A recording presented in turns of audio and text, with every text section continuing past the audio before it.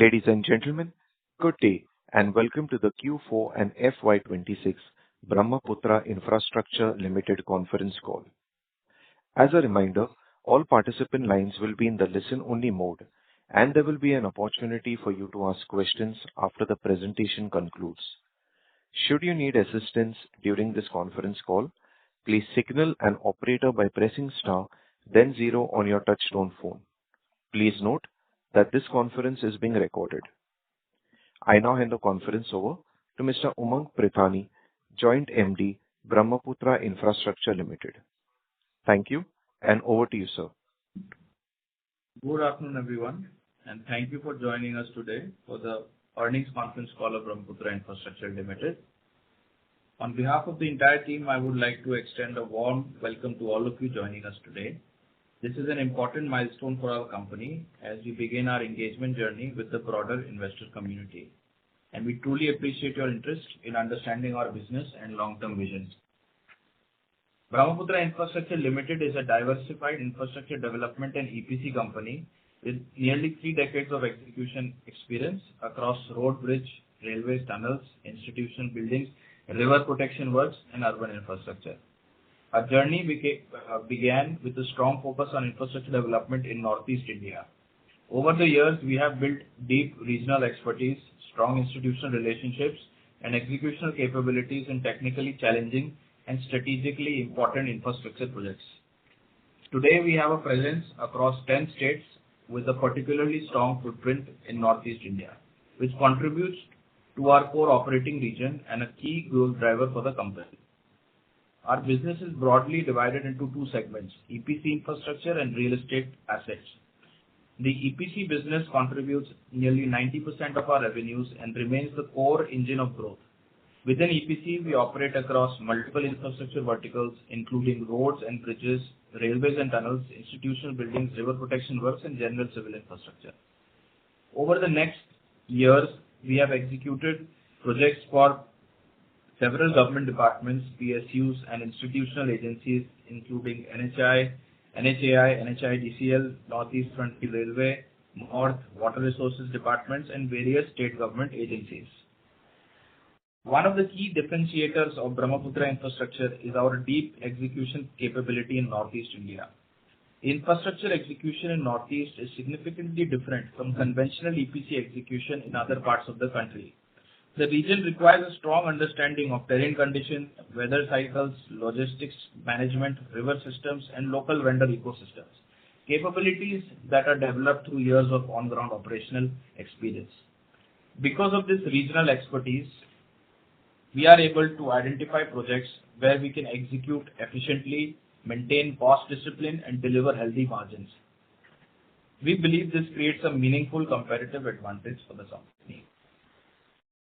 Another important aspect of our business is our specialized engineering capability in river and slope protection works. Northeast India faces significant challenges related to erosion, flooding, and terrain instability. Over the years, we have developed expertise in anti-erosion works, riverbank stabilization, and geotechnical infrastructure, positioning us differently from generic EPC contractors and creating a niche execution profile for the company. Alongside the EPC business, we also have a strategic real estate and operating asset portfolio. One of our flagship assets is the City Centre Mall in Guwahati, which has been operational for over 7 years and is among the leading retail destinations in Northeast India. While the real estate segment currently contributes approximately 10% of company's overall revenues, it remains a highly profitable and strategically important part of our business model. The mall generates stable recurring rental income with strong long-term visibility while requiring minimal incremental capex, providing healthy margin support and cash flow stability alongside our EPC business. City Centre Mall has also evolved into a landmark cultural hub for the region, serving as a preferred venue for festivals, celebrations, community events in Guwahati.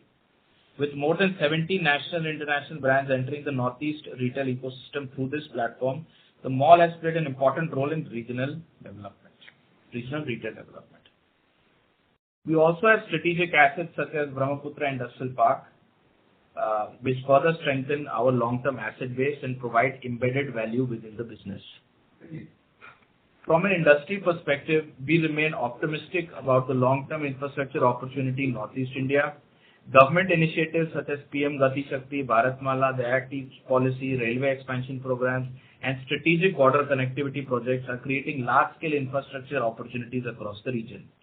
At the same time, increasing focus on climate resilience infrastructure, flood management, and regional connectivity is expected to further support demand for specialized infrastructure projects in the Northeast. Given our regional presence, execution track record, and technical expertise, we believe Brahmaputra Infrastructure is well positioned to participate in this long-term opportunity. Going forward, our strategic priorities remain focused on strengthening our leadership position in Northeast India, scaling our EPC execution platform, increasing our participation in specialized infrastructure projects, and building long-term value through both infrastructure execution and strategic asset ownership. As this is our first earnings call, we see this as the beginning of a more transparent and consistent engagement with the investor community. We remain committed to disciplined growth, operational execution for all stakeholders. I would like to now hand over to Mr. Vivek Malhotra, our General Manager Finance, who will take you through the detailed financial performance for Q4 and FY26.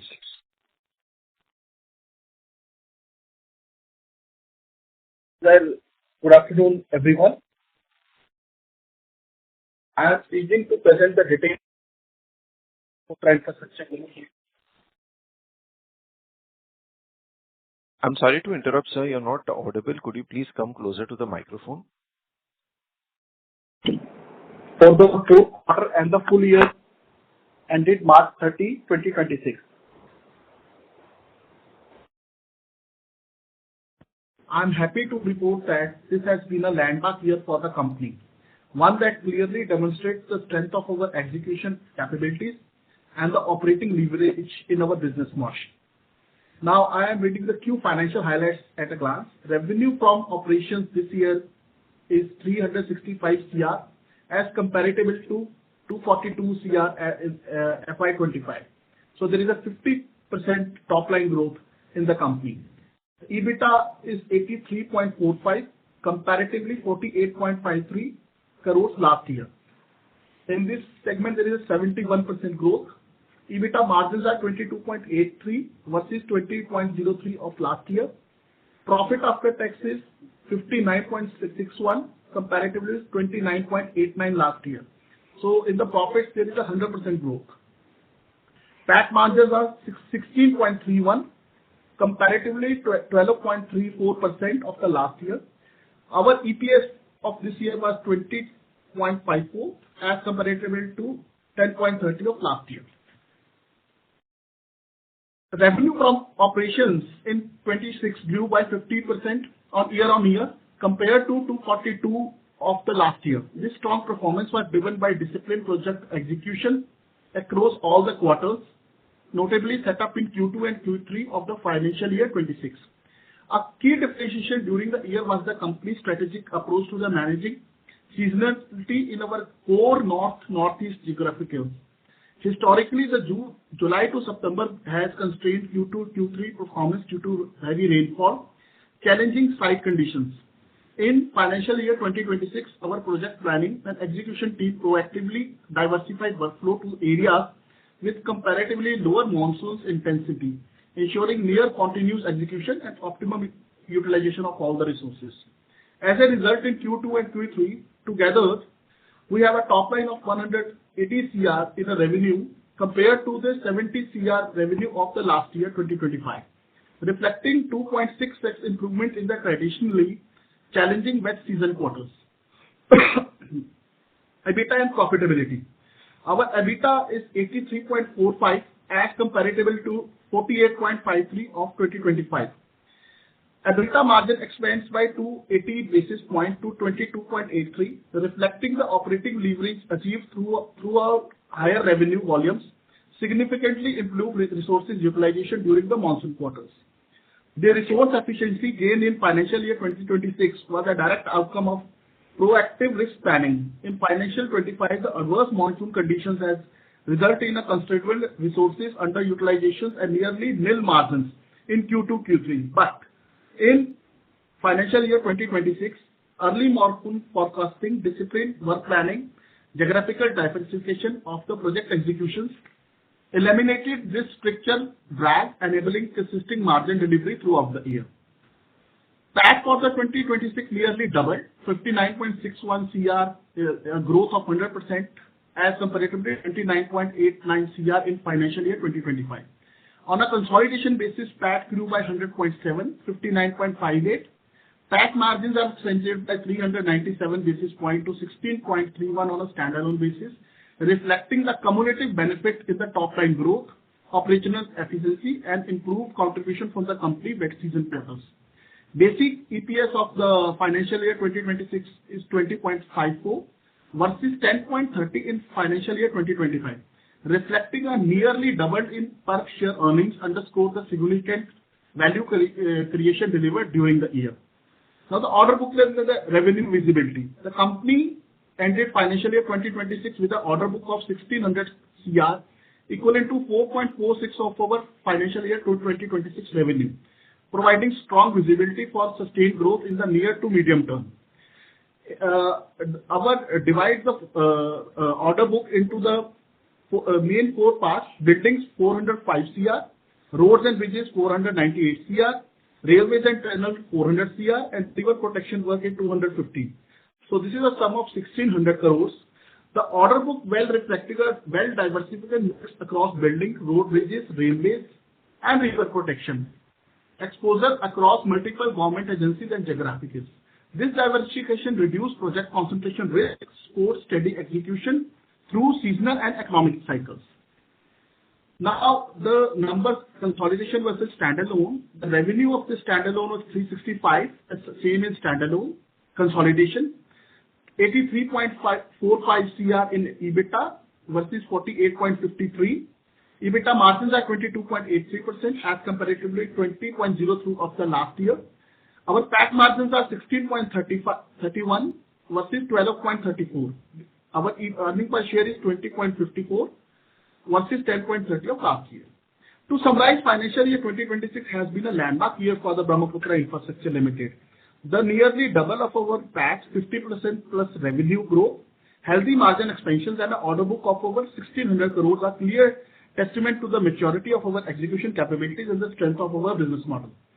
With the proven ability to execute in complex terrains and challenging environment, a diversified project portfolio across high growth segments, and growing presence across North and Northeast India, we are well positioned to contribute meaningfully to the India's ambitious infrastructure built over the coming years. I would like to sincerely thank you to our employees, clients, partners, and shareholders for their continued trust and support. Before we open the floor for the question, I would like. Okay, now you can open the question and answer round, please. Thank you. We will now begin the question and answer session. Anyone who wishes to ask a question may press star and one on their touchtone telephone. If you wish to remove yourself from the question queue, you may press star and two. Participants are requested to use handsets while asking a question. In the interest of time and fairness to others, please restrict yourselves to 2 questions. For any more questions, you may rejoin the queue.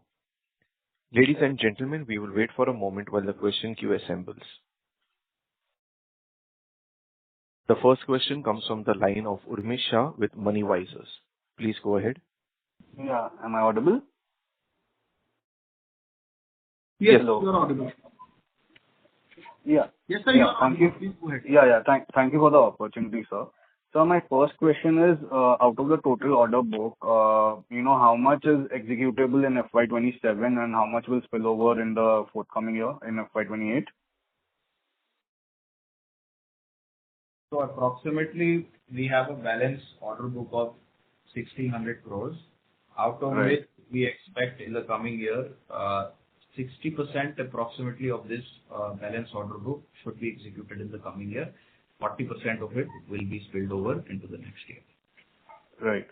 So, and my next question is on the segmental margins. Could you give some color on that? And also, are the road sector projects on a HAM model?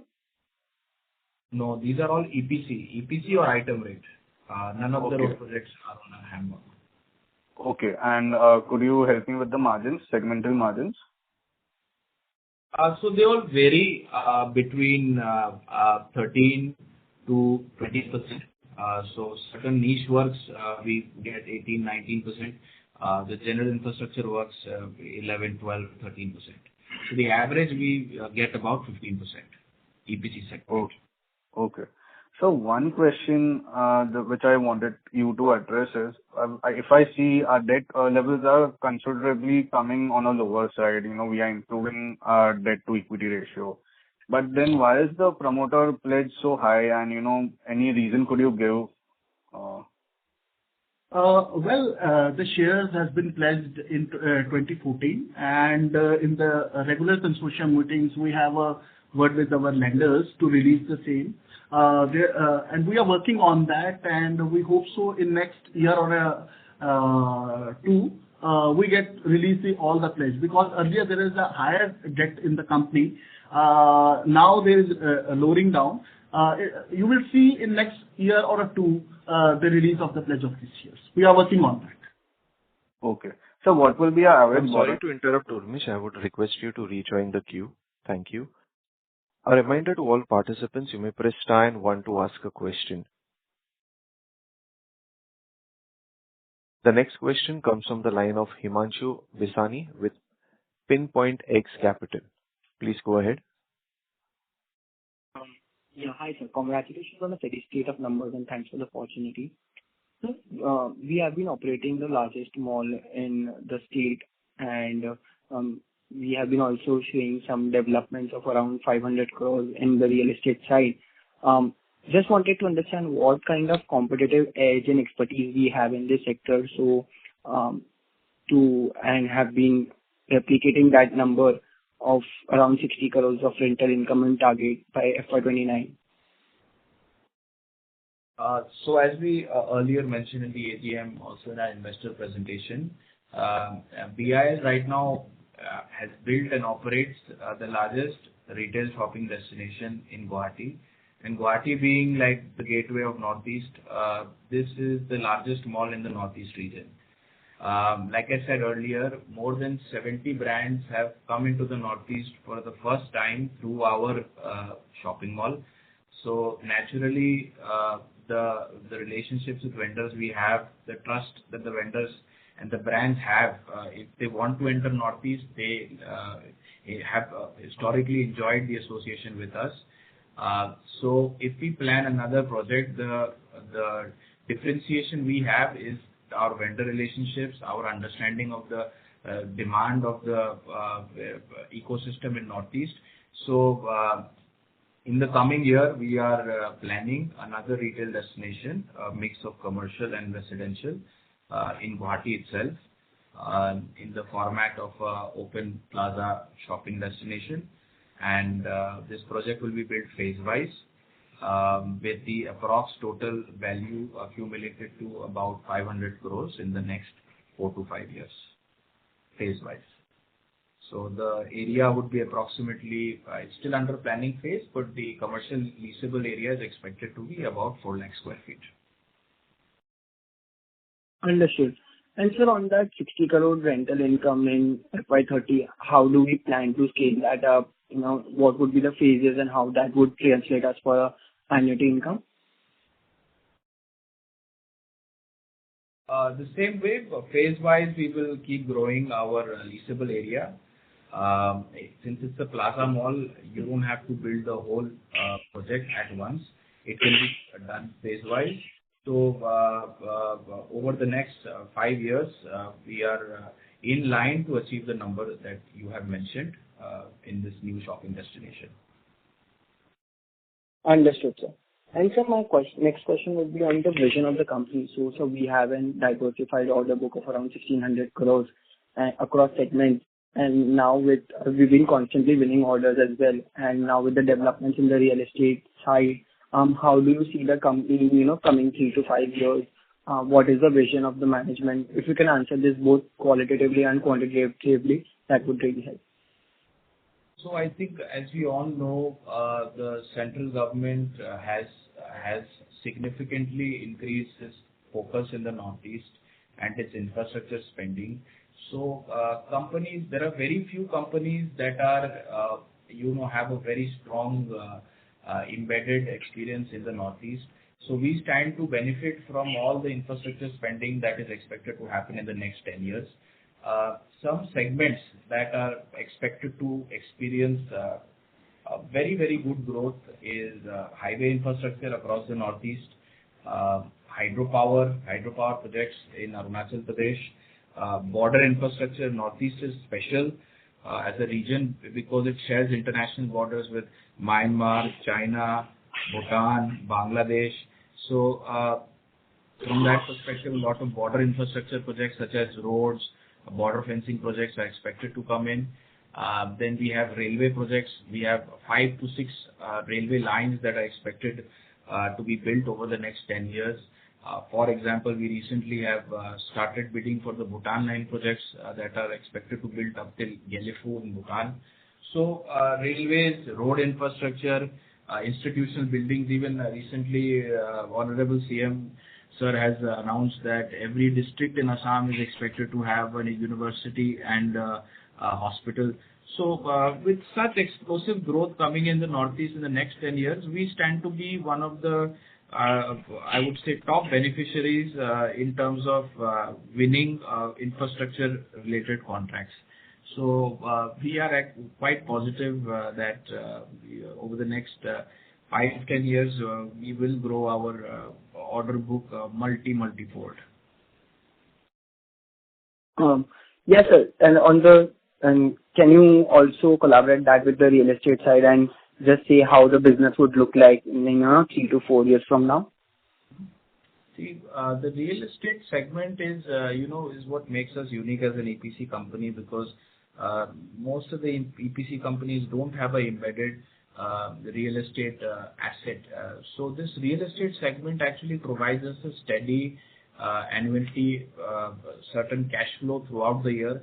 That since we all know that EPC companies sometimes have staggered cash flow. So this the real estate segment within our company ensures that we never have cash flow issues and we have reoccurring rental incomes. So it is a strategic, very strategic mix, EPC and real estate. And as we can see the numbers also in our EBITDA, the real estate segment has a very good contribution. The real estate segment itself has about 85% margins. So it's almost purely rental incomes. So with the combination of growing EPC order book and the real estate segment, we expect we have a very positive outlook in the next 5 to 10 years. Understood, sir. Thank you so much, and all the best. Thank you. The next question comes from the line of Bhavin Shah, an individual investor. Please go ahead. Okay. Sir, thank you for giving me the opportunity, sir. Sir, I would like to ask you, sir, can you listen to me? Yes, please. Okay. Sir, I would like to ask you, sir, when you have so much of order book in hand, why it is not visible in sir, last quarter, January to March 26, sir? So as you can see, in most of the orders that we have received in the last 4 to 6 months. So as you know, these are all EPC contracts. EPC requires us to do the designing part as well of these works. So it takes about 6 to 7 months for the revenue recognition to come from the new orders. So the current order books, almost 50% of it has been acquired in the last 6 months. So we are in designing phases, land related things, coordination with the department. And the coming quarters, we are positive, we are confident to see the revenue recognition of these new projects. Okay, sir. Thank you. Sir, one more thing. Okay, sir, as on March 26, the order book is 1,600 crores, right, sir? So after that order received in May are to be added on it, no, sir? Yes, absolutely. Okay, fine, sir. Okay, okay, okay. Okay, sir. That's it, sir. And all the best, sir. All the best, Thank sir. you so much. Thank you. Thank you. Thank you. Thank you. The next question comes from the line of Aniket Redkar, an individual investor. Please go ahead. Good afternoon, everyone, and thank you for the opportunity. So I just wanted to understand related to the order book. So as of now, we have 1,600 crores order in our hand.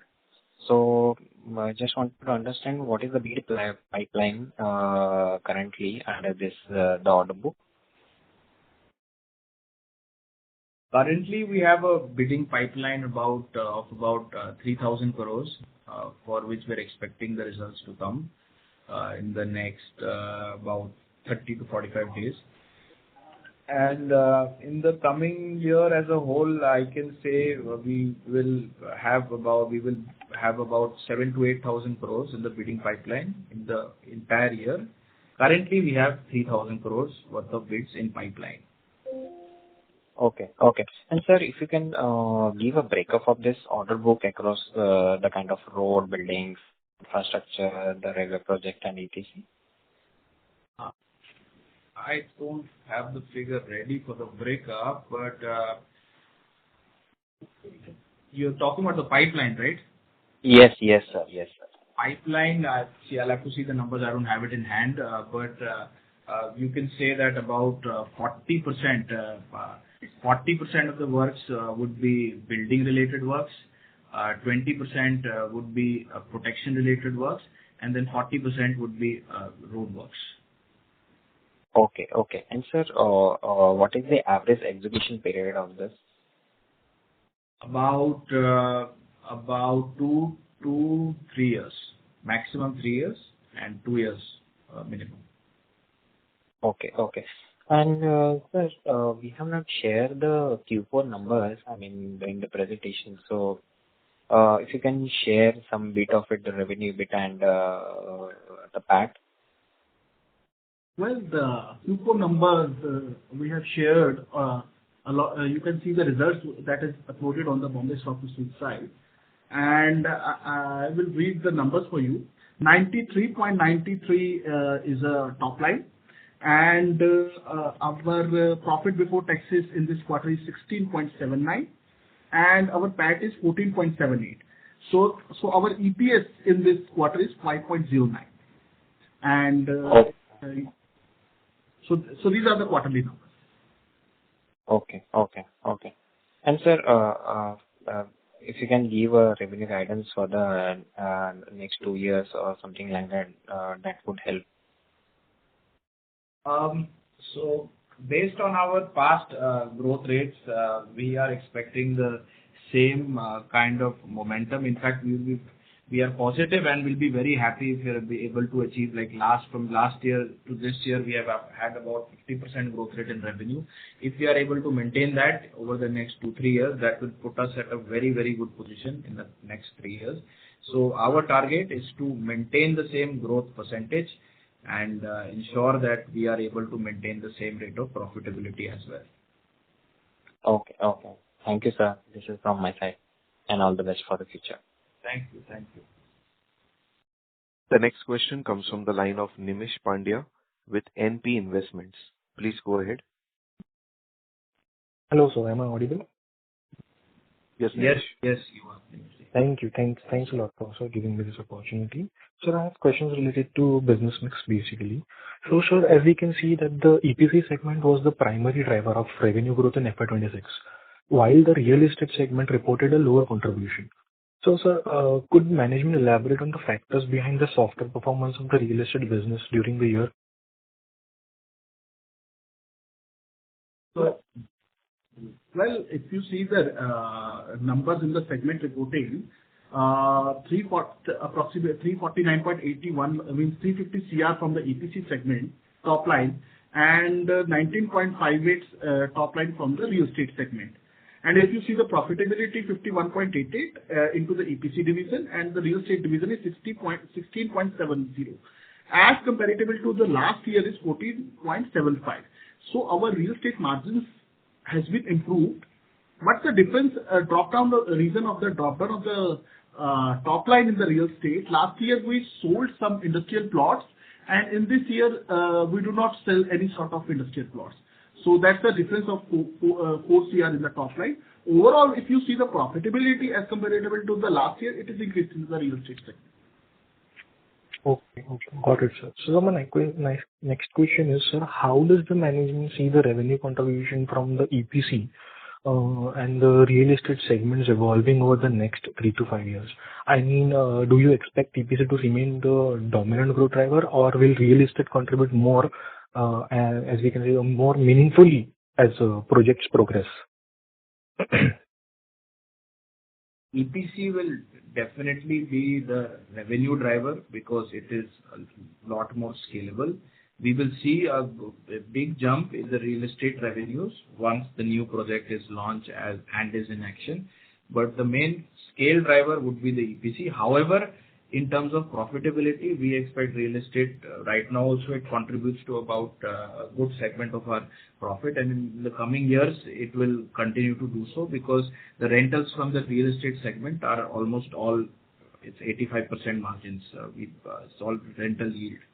So revenue, EPC will continue to be the dominant force, and profitability we see real estate to be contributing more and more, especially after the launch of the new project.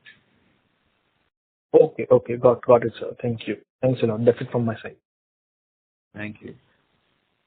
A reminder to all participants, you may press star and 1 to ask a question.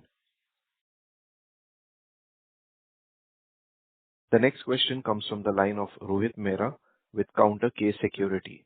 Please go ahead. Good afternoon, sir. Thank you for the opportunity. Am I audible? Yes, you are. Yes, sir. So I was just going through the numbers, and given the significant growth in the numbers, like in the profitability as well in FY26, so we should look at it as a one-off case, or we are seeing this as a beginning of like a multi-year growth cycle. So as we mentioned in our investor presentation also, we see this as a inflection point. Like we have now, with the growth we have experienced in the last 1 year, it has created a very strong foundation for us to jump off from here because with this growth we have developed, we have grown our team, we have grown our geographical footprint, we have entered into a couple of new spaces. So we see this as a foundation for a much better, growth in geographical footprint, revenues, in overall growth. So in terms of, from our perspective, we see this as a inflection point for a better future. Got it. So see this 50% kind of growth. So how many years we can continue from here? If you could throw some light there. Our effort is, and intention and expectation is, for the next 5 years, given the current scale we are in, for the next 5 years, we hope that we will maintain the same kind of momentum. Okay, got it. And for this kind of growth and all, so what is our plan for capital allocation for obviously for this kind of growth? Any debt reduction plan or anything you can share a light on that? So we have applied and also received. So surety bonds are now accepted across all departments. So with surety bonds, with a mix of surety bonds and bank guarantees, we expect to support the required cash flows for these new projects. Also, we have a strategic, model wherein we have joint ventures with other companies. So we have a mix of different tools through which we plan to support the new projects we plan to acquire in the next 2 years. So surety bonds, bank guarantees, and strategic partnerships with through joint ventures. Okay, sir. That's it from my side. Thank you and all the best. Thank you. The next question comes from the line of Rutvi Vangi with Family Office. Please go ahead. Hello, good afternoon. Thank you for the opportunity. My question is regarding the real estate share. So are we planning to increase our real estate share to the revenue mix? Right now, it's around 5 to 7%. So going forward, since it's directly contributing to our bottom line, if you could give some color on our plans on the real estate bit. Sure. Yes. I had mentioned in the previous question also that we are under planning for a new project. So once that project is launched and is in action, we expect a significant jump in the real estate revenues, the rental revenues. So maybe in the next 4 to 5 months, we will launch the project. So this year, you should see by the end of the year, we are expecting to see a jump in the real estate revenues. But after the new project is launched. Got it. That was quite helpful. Thank you so much. All the best for the future. Thank you. A reminder to all participants, please press star and one to ask a question. The next question comes from the line of Disha Jain with NKJ Capital. Please go ahead. Hello, good afternoon, everybody. So thanks for starting with this engagement with the investor community. It's highly appreciated. And also for your presentation, it's quite elaborate. I have one question for the day. So while I understand that our real estate side of the business is contributing steadily to the revenues and the profitability, even on the EPC side, I noticed that our margins are definitely on the much higher end. And we aim to maintain these margins. I can see from the presentation in the way forward section. So in addition, we have a very robust order book in pipeline. So how are we managing to do that? You have touched upon it, that we have certain differentiated capabilities, some technical and engineering specifications. So could you elaborate a little bit more on the technicality of the type of projects that we have undertaken? So one part of it is the technical nature of the project. The other part of it is the region where we operate in. So in Northeast, usually because it's a niche, it's a smaller market than mainland India. It requires a specific sort of operational expertise. So the projects we take up in Northeast, usually because it carries specialized knowledge, we have higher margins, and also in combination with the technical niche nature of river protection and slope protection works, where we plan to expand over the next 5 years. As you know, Northeast has 7 states. They all have, they're all mountainous areas, landslide prone.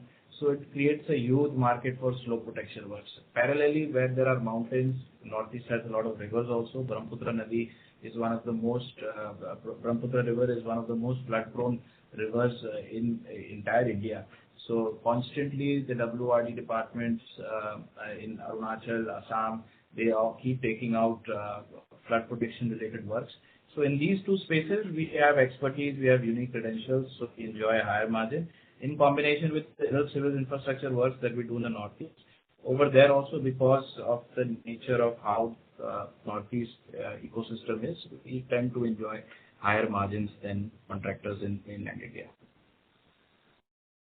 Okay, thank you. And so would it be fair to say that there are already fewer companies which can bid and or execute the type of projects that we engage in, and that's why we are kind of different from the generic construction EPC companies? Right. Okay, thank you. Yeah. The next question comes from the line of Bhavin Shah, an individual investor. Please go ahead. Sir, good afternoon. Good afternoon. Sir, thank you for giving me the opportunity. Sir, one question is left, sir. On completion of the projects, the revenue will come under BIL, but it will be contributed with